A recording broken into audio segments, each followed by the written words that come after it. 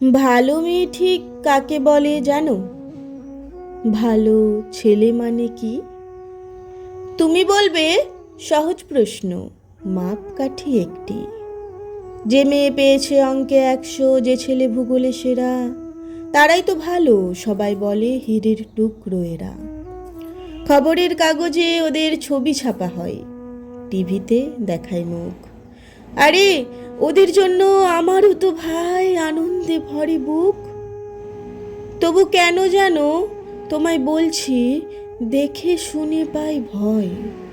শুধু এত এত নাম্বার পেলেই কি ভালো ছেলে মেয়ে হয়?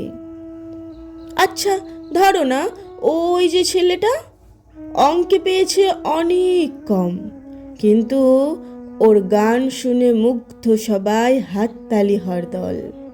ওই যে মেয়েটা পাশ করে গেছে এবারেও টেনে টুনে, বলতে কি ভাই আমরা অবাক ওর আবৃত্তি শুনে।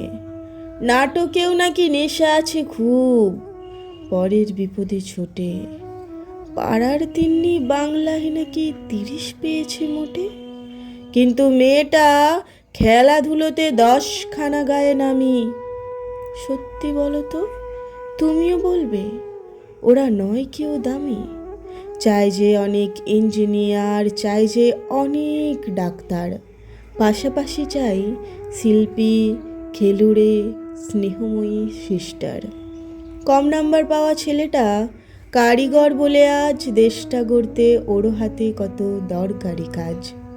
পরের দুঃখে কাতর যে মেয়ে মুখটি করেছে কালো, শুধু কম নাম্বার পেয়েছে বলে কি বলবে না ওকেও ভালো?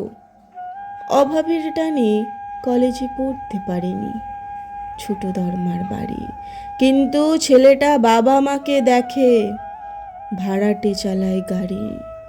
তাই বলছি কি ভাই, শুধু নম্বরেই হয় নাকি মাপকাঠি?